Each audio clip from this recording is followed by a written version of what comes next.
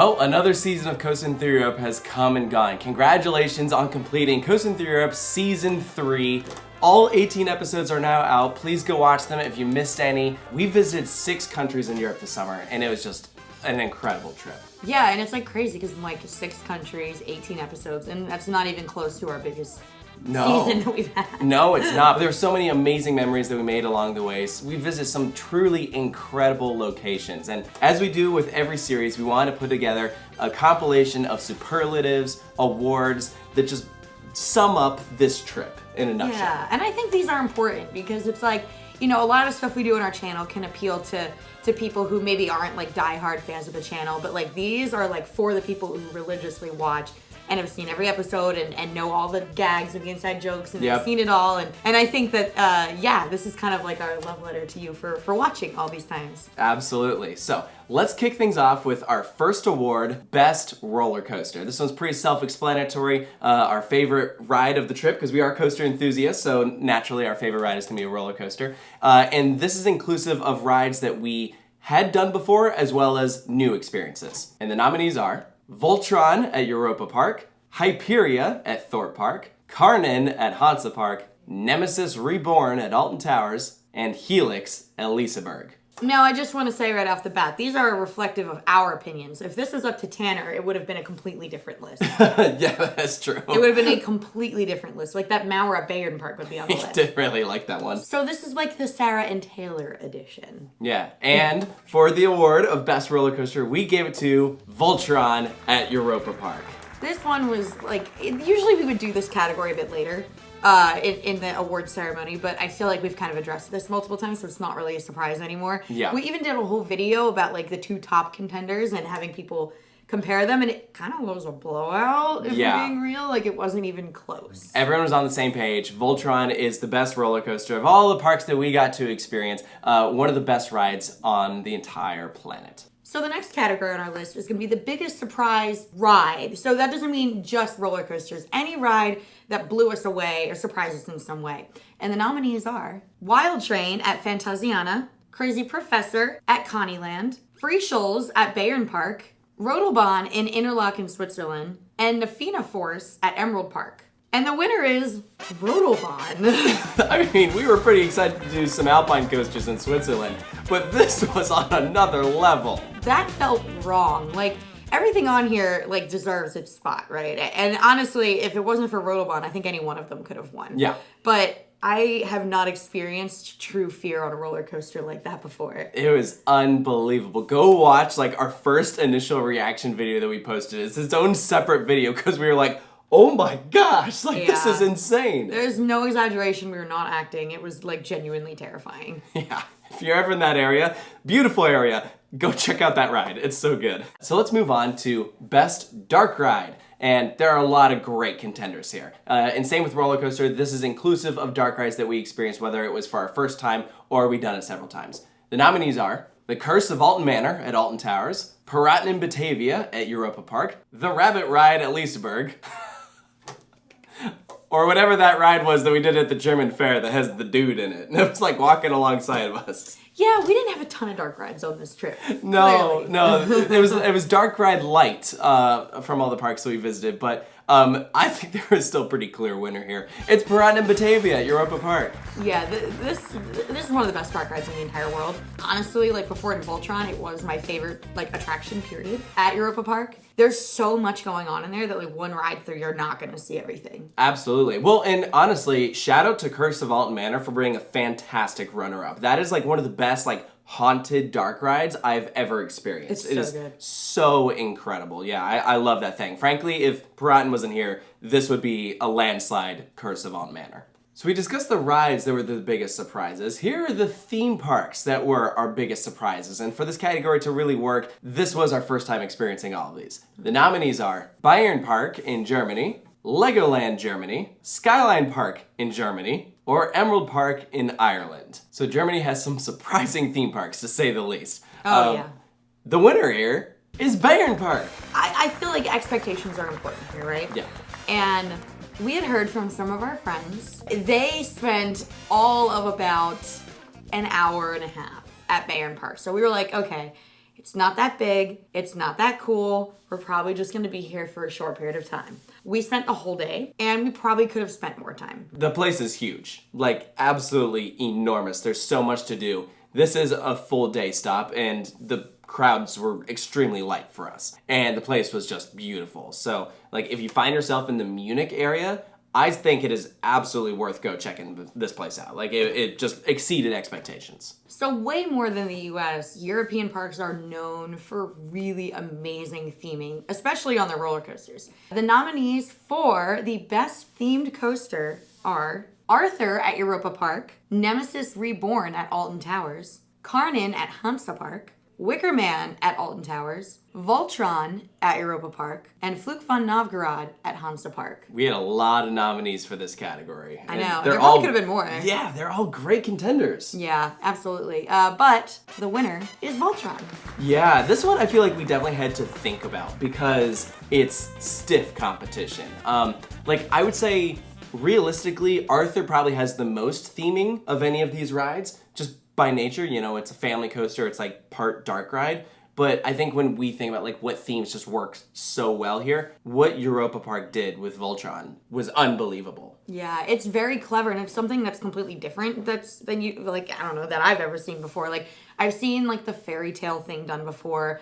I've seen like the alien creature theme done before. Or the haunted castle. Yeah. A lot of these things I've seen done before. I guess Wicker Man, it's the one and only, really. That one's unique. The way that they put this together, where it's themed around like a real person. But a fictional invention. Yeah, exactly. And like specifically, like the queue is like what comes to mind for me. To make an area where you're stuck waiting that much fun is a real accomplishment. Yeah, really. You don't mind waiting in line because you're like watching the electricity up ahead. There's the Nikola Tesla animatronic. You can see the train off to one side, and then you can see it reappear on the other. Yeah, and just the storyline that it works with, where you're getting transported from one tower to the next, and that's like your journey between them. Yeah. When you're like out there as like little ions or whatever, atoms floating through space. It's brilliant. Unbelievable. It's brilliant. Yeah, I loved this one. From best theming to weirdest coaster, that is our next category. So we definitely did some odd rides here.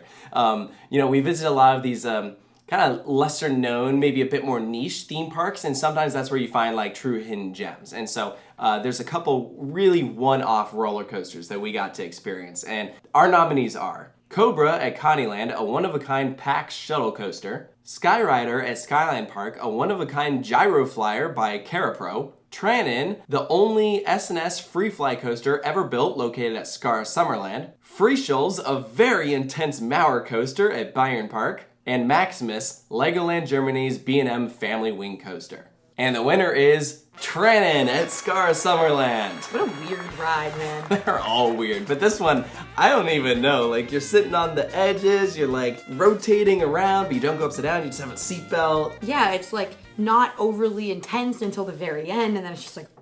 Yeah.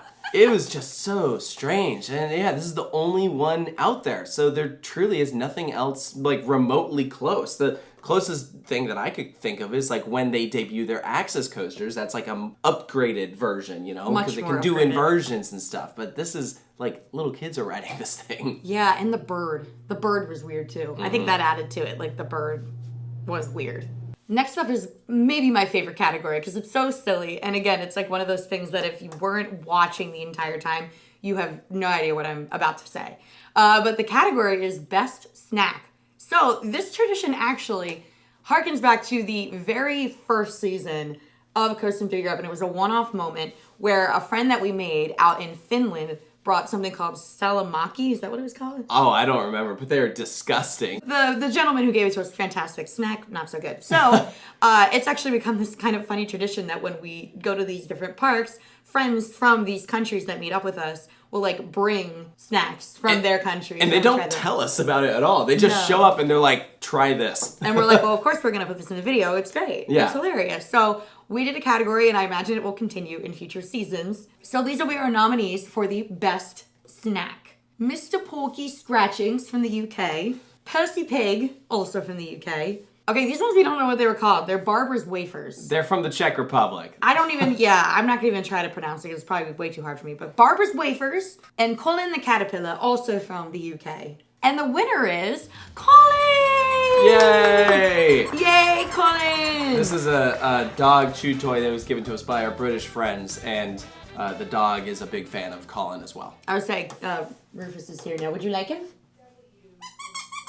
Here you go.